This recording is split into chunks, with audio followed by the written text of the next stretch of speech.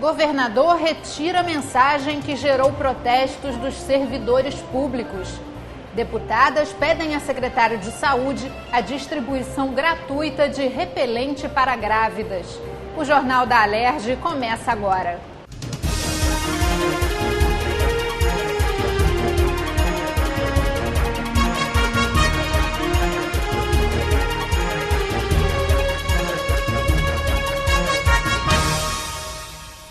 Boa noite.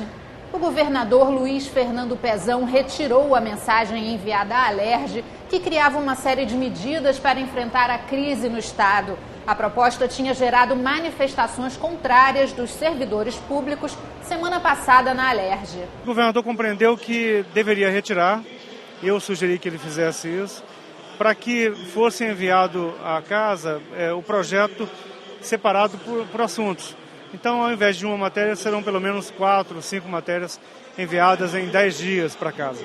Dessa forma, facilita muito o debate interno e facilita muito também para que os deputados consigam se organizar e propor alterações em cada item. Então, aquilo que for de regime previdenciário vem numa matéria específica, o que for com relação à receita corrente líquida e poderes vem em outro artigo, enfim. Cada assunto será tratado com objetivos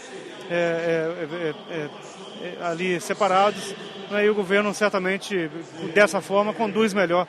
E também reconhece o esforço e reconhece também todo o apelo da casa para que a gente tenha um debate mais amplo com relação a essa matéria. O Teatro Casa Grande, no Leblon, zona sul do Rio, vai se tornar patrimônio histórico e cultural do estado. O projeto de tombamento do teatro foi aprovado nesta terça-feira. Veja agora as votações do plenário. Na sessão plenária desta terça-feira, os parlamentares analisaram o veto do governo a 6 emendas dos deputados à Lei Orçamentária Anual.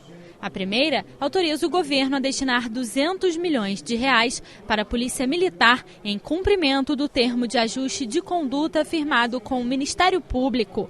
O veto foi derrubado. Eu acredito que o governo vai cumprir, porque, de fato, a Polícia Militar precisa e certamente são investimentos importantes e essenciais ali para a condução do dia a dia da Polícia Militar. Rejeitado ainda veto ao artigo que trata da compra de medicamentos. O texto determina que as compras em escala devem ser feitas pelo sistema de registro de preços. Isto visa acabar com a corrupção que existe na venda de medicamentos, com a máfia dos medicamentos.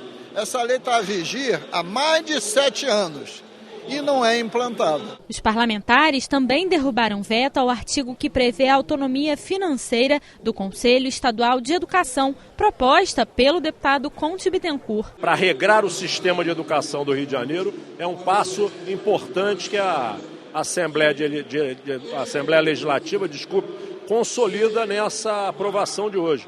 Um entendimento com o governo, não foi uma derrubada de veto sem entendimento, bom para a educação do Rio de Janeiro. E a deputada Marta Rocha quer garantir a realização do exame para detectar a trombofilia antes de todas as prescrições de anticoncepcionais. O projeto foi aprovado e segue para a sanção ou veto do governador. Esse projeto surgiu exatamente pela necessidade de um estudo preventivo e esse exame se torna necessário, né? Então, com muita felicidade, a gente consegue ver essa questão aprovada, esse tema aprovado através de um projeto de lei, exatamente durante as comemorações do 8 de março. Outro projeto em debate pretende ampliar o prazo para a isenção de taxas cartorárias para registro e compra de imóveis da Companhia Estadual de Habitação. O novo prazo passa a ser 31 de dezembro de 2019. O projeto do deputado licenciado Rafael Pisciani ainda depende da sanção do governador para se tornar lei. O Teatro Casa Grande pode se tornar patrimônio histórico e cultural do estado. De acordo com o deputado Eliomar Coelho, o teatro foi palco de importantes debates que contribuíram para a redemocratização do país. Os parlamentares aprovaram o tombamento. O Teatro Casa Grande realmente foi uma presença constante e permanente. Quer dizer, todas as segundas-feiras, grandes debates com expressões políticas da época, discutindo exatamente como que a gente deveria, no processo de redemocratização, chegar à redemocratização, sustentar e fortalecer essa redemocratização. Só por isso eu acho que já é mais do que suficiente esta homenagem que a Assembleia Legislativa presta ao Teatro Casagrande. E o deputado doutor Sadi Noel sugeriu a substituição de cartazes informando sobre leis em vigor por displays. Quem descumprir a regra poderá ser multado. A proposta recebeu uma emenda e retornou às comissões. Haja parede para a gente colar tantos informes, tantos cartazes. Então, através de máquinas, através de um simples computador ou de um laptop, teria consulta online ali, full time, para que a gente possa agilizar também para o consumidor, de uma forma geral, os seus direitos. Crianças e adolescentes poderão ter um local para atendimento prioritário em caso de violência e para a realização de exame de corpo de delito. O deputado Paulo Ramos também propõe que o atendimento seja feito em horário diferenciado, quando não for caso de emergência.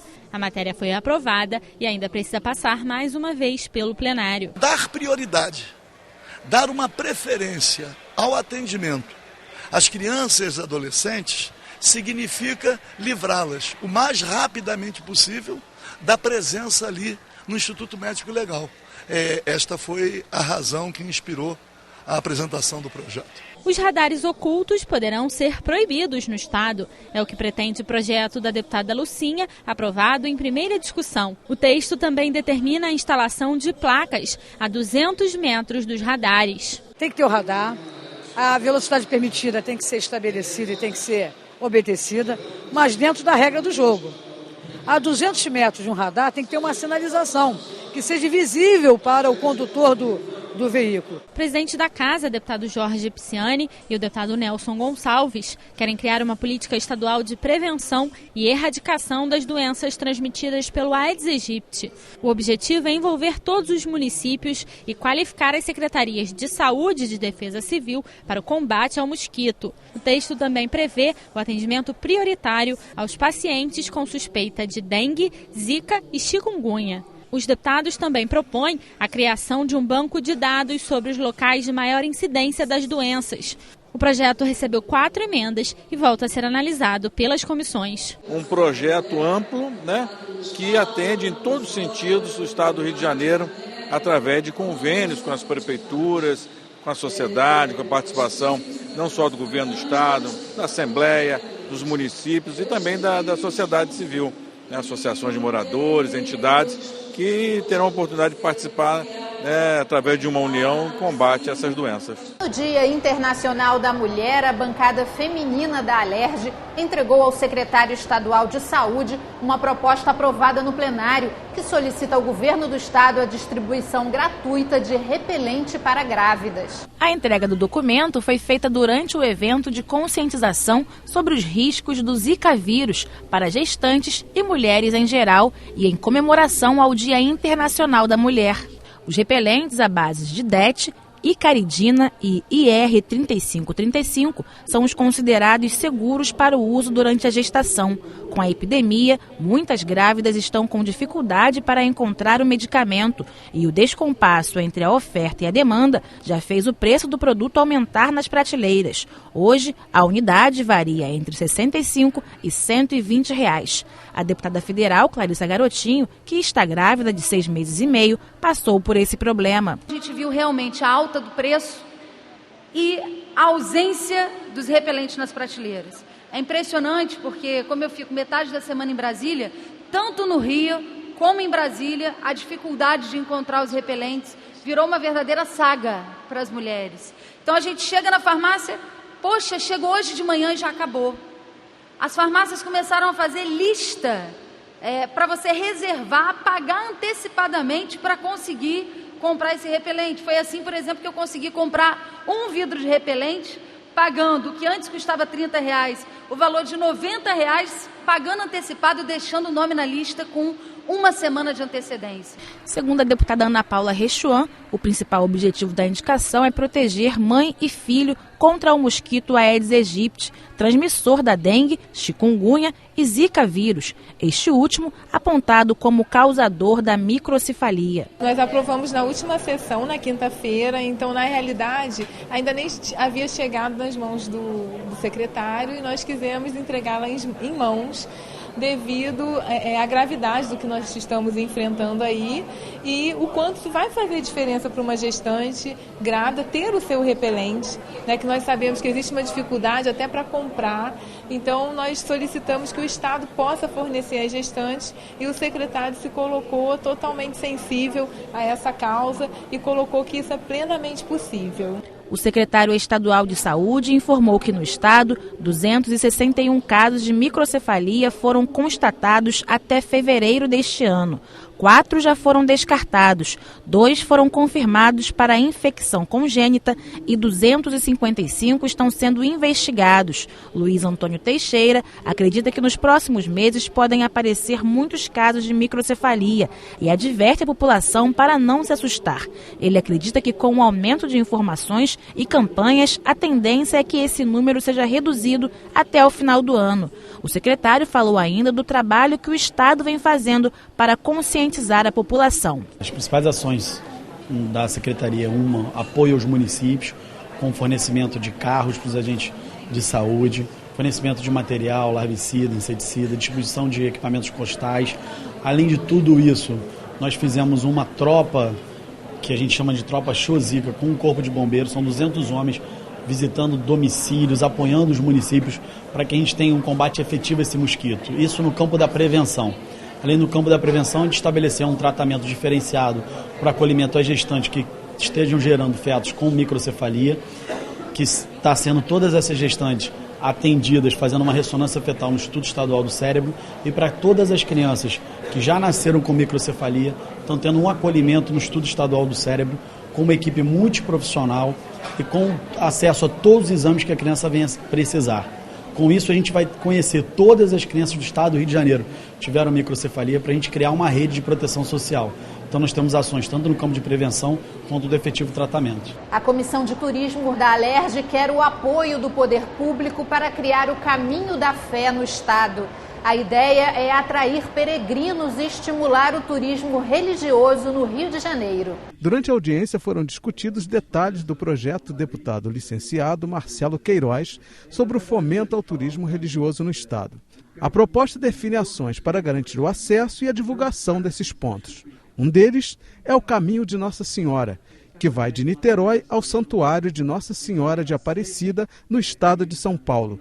São 490 quilômetros que, inspirados no caminho de Santiago de Compostela, na Espanha, são percorridos por adeptos de caminhada, ciclismo e cavalgada. Esse caminho vai levar não somente o caminho religioso, mas muitas vão também ligando a religião, a cultura, a prática de esporte, né, como ciclismo, cicloturismo, ou caminhadas, né, e ao mesmo tempo cultura, que no caminho tem muitos lugares lindos para conhecer.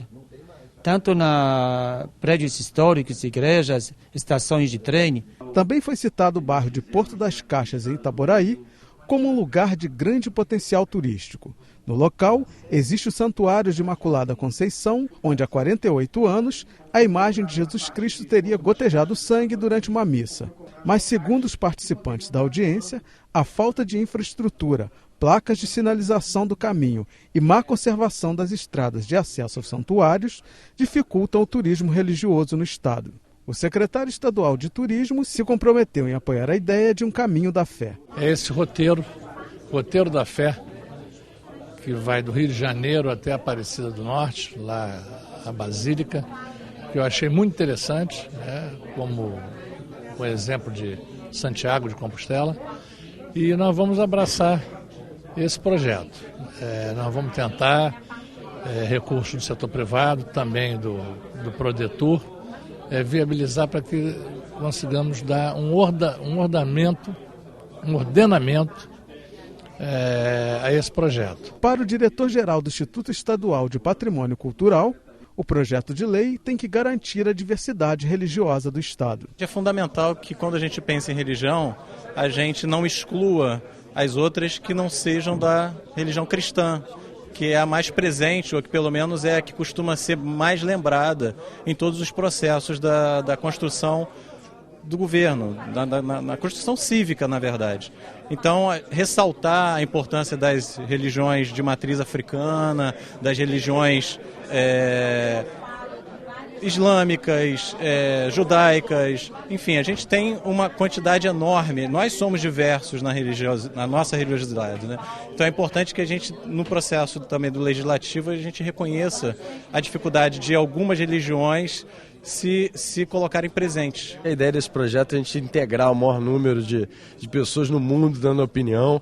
É um projeto que não só abarca a Igreja Católica, como todos os templos, só que eu acho que o importante aqui de alguns comentários é ressaltar isso cada vez mais, não só na justificativa, mas talvez no artigo específico dentro do próprio projeto de lei. E eu acho que essa discussão sim já foi muito produtiva. A gente já saiu aqui com a possibilidade de um caminho de formalizar isso que já acontece, de certa forma, de modo informal, com um programa de governo. O presidente da Comissão de Turismo ressalta que é necessário o apoio do poder público para garantir a infraestrutura ligando os pontos de potencial turístico religioso no estado do Rio de Janeiro. Que a gente possa, junto ao DR, sinalizar, pedir ajuda ao DR para sinalizar, o Instituto de Engenharia e Arquitetura do Estado, para vir fazer também a gente toda a programação visual, porque eles também fazem a programação visual. E o que é mais bonito, do Instituto Estadual de Engenharia e Arquitetura, 0800. Então, a gente chamar os entes públicos para que a gente possa, com custo menor, fomentar o novo caminho aí, ligando religiosamente Rio de Janeiro, Estado do Rio, ao Estado de São Paulo. Você vai sair da capital, você vai sair da nossa catedral aqui, você vai ser de Porto das Caixas, você vai ser de Valqueire, você vai ser... Não interessa. Filhos de professores podem ter prioridade para matrícula nas escolas da rede pública.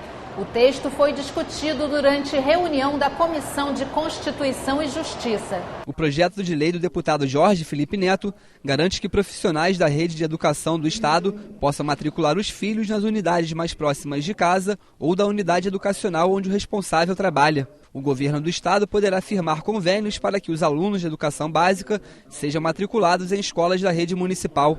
A proposta recebeu parecer pela constitucionalidade. Esse projeto não é um projeto só para atender uma categoria, mas uma demanda de toda a sociedade. É assim que ele tem que ser visto, é assim que eu vejo. Por exemplo, no estado do Rio, esse ano, 40 mil alunos a mais do que estava planejado entraram na rede pública estadual. Eu tenho certeza que muitos deles, oriundos, filhos dos professores de educação infantil, dos profissionais de educação infantil. Então, acho que essa lei vem a revigorar, aliás, um tema que foi há muito esquecido, mas que continua uma luta desses profissionais, de que eles tenham assegurado a matrícula dos seus filhos para melhor cuidar dos filhos das outras pessoas. Também foi analisado o projeto do deputado Tiago Mohamed, que garante atendimento prioritário para obesos mórbidos, em bancos, lojas e setores do poder público, que tenham esperas em filas. O parecer foi pela constitucionalidade. Já o deputado Carlos Mink pede a criação do SAMUVET. O serviço de atendimento móvel veterinário funcionará 24 horas por dia para atender animais de rua, como cães, gatos e cavalos. O atendimento será realizado quando o animal estiver em risco e será acionado pela Polícia Militar, Corpo de Bombeiros ou Guarda Municipal. A proposta segue para análise em outras comissões. Todos esses animais são vetores de doenças. Acabam atropelados ou provocando acidentes de carros, transmitem muitas doenças às pessoas. Então, é claro, tem que ter campanha pela posse responsável. Tem gente que compra um cachorro ou um gato para o filho e depois viaja e larga no meio da rua, que é uma coisa inaceitável. E esse serviço impede que haja, sobre esses animais abandonados, maus tratos, atropelamentos e, sobretudo, a questão da reprodução e deles serem vetores para a transmissão de um sem número de doenças. Também é um projeto relativo para a saúde pública.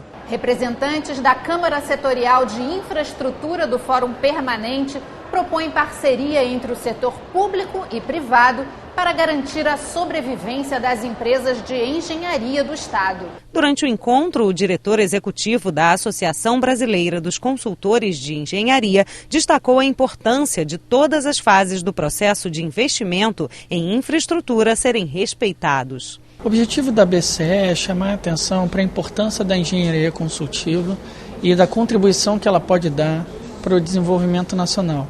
Em particular, no que diz respeito a você poder ter as etapas todas respeitadas e um grande projeto de infraestrutura, a elaboração da forma correta de projetos básicos, projetos executivos, a medição adequada das obras, para que isso garanta que o processo da obra como um todo seja feito no prazo que está sendo pretendido, com os custos que estão sendo pretendidos, com a transparência que é necessária para que o Brasil possa ter o desenvolvimento e a quantidade de obras de infraestrutura que ele precisa. Segundo projeção divulgada pela Associação das Empresas de Engenharia do Rio de Janeiro, após o término das Olimpíadas e das obras do metrô, cerca de 32 mil trabalhadores do município ficarão desempregados. Para o presidente executivo da associação, é preciso estabelecer parcerias entre o setor público e o privado. Nós vemos que, se nós formos depender de recursos governamentais, o setor vai sofrer um hiato muito grande. O que a ERS está estudando é a possibilidade de se iniciar um trabalho em cima de parcerias público-privadas e concessões, mas que tenham os tamanhos adequados às empresas do Estado do Rio de Janeiro. Então, estamos desenvolvendo um estudo nesse sentido, acabamos de apresentar agora no nosso fórum o primeiro trabalho que fizemos e estamos prontos a desenvolver isso com o intuito de criar mercado para as empresas do Rio de Janeiro trabalharem. A reunião teve como objetivo planejar a agenda da Câmara Setorial de Infraestrutura do Fórum. O que foi trazido, pelas instituições que fazem parte da Câmara foi a necessidade de pensar a sobrevivência das empresas de engenharia do Estado do Rio e como a gente pode fazer isso a partir de pequenos projetos. Então, num cenário conjuntural, em que a gente vê uma crise em todos os setores, pensar em alternativas é o nosso foco e na próxima reunião, em abril, a gente já vai trazer essas alternativas para serem discutidas no auditório lá na Alerj, convidando os deputados para enxergarem essas formas que são alternativas, que podem ser experiências que a gente pode aplicar no estado do Rio de Janeiro. O embaixador do Reino Unido anuncia a fábrica da Land Rover no Rio de Janeiro. Ele visitou a Alerj nesta terça-feira. O presidente da casa, deputado Jorge Pisciani, recebeu o embaixador do Reino Unido, Alex Ellis, e o cônsul-geral britânico, Jonathan Dunn, na Alerj. Durante o encontro, foi ressaltada a parceria entre os países em diversas áreas, como economia e educação. Alex Ellis anunciou que a Land Rover terá a primeira fábrica fora do Reino Unido instalada no Rio de Janeiro. Algumas das nossas maiores empresas têm sua sede do Brasil e às vezes da América Latina aqui no estado do Rio. Penso no farmacêutico GSK, também penso na primeira fábrica de Jaguar Land Rover fora do Reino Unido, que vai ser completamente deles, que vai abrir aqui em Itatiaia em breve, em algumas semanas até. Então é um estado bem importante para nós. Fiquei muito bem impressionado com o conhecimento que eles têm do Brasil, com o interesse específico que eles têm no Rio de Janeiro, com os grandes investimentos nas mais diversas áreas. Algumas são, assim, extremamente emblemáticas para eles, sobre a construção, primeira empresa, primeiro país do mundo, primeiro estado do mundo a receber uma fábrica da Land Rover, que vai construir aqui o Jaguar, e o Evoque. Um ponto interessante abordado pelo embaixador foi a respeito do planejamento feito por Londres para receber as Olimpíadas de 2012. Segundo ele, a principal preocupação não era com o ano em questão, mas sim o que os Jogos poderiam trazer de investimentos e turismos para os anos seguintes. Nossa estratégia para Londres 2012 era pensar como é que podemos aproveitar as Olimpíadas para melhorar a imagem da própria cidade de Londres. E, felizmente, o nosso investimento foi feito exatamente para isso, para aumentar depois das Olimpíadas o número de fluxo de turistas. E, graças a Deus, em 2013, Londres ultrapassou Paris pela primeira vez de ser a cidade mais visitada do mundo. Eu acho que é uma boa estratégia para o Rio de Janeiro, É pensar o legado não só como durante o ano das Olimpíadas, mas é começar a pensar quem vem para o Rio de Janeiro em 17, quem vem para o Rio de Janeiro em 18, porque isso ajuda a gerar muitos empregos, muitas oportunidades e anima a economia do Rio de Janeiro e do estado do Rio de Janeiro. Na visão do presidente da Alerj, a conversa foi produtiva, porque ele e os demais deputados presentes puderam expor aos visitantes um panorama geral do país e do estado. O sistema político deles é muito diferente do nosso, esse grande número de partidos, essa situação muito difícil que é o presidencialismo, desperta neles grande curiosidade, até em função dos interesses. Eles acham que tem muito interesse de investimento de empresários do Reino Unido no Brasil e muito aqui no Rio de Janeiro, né? E nós demos a ele uma visão geral dentro da nossa visão, do nosso sentimento, né? do momento de grande dificuldade que o país atravessa, mas que vai atravessar. O Jornal da Alerj fica por aqui. Acompanhe a nossa programação também pelo site e pelas redes sociais. Até amanhã. TV Alerj, o canal do povo fluminense.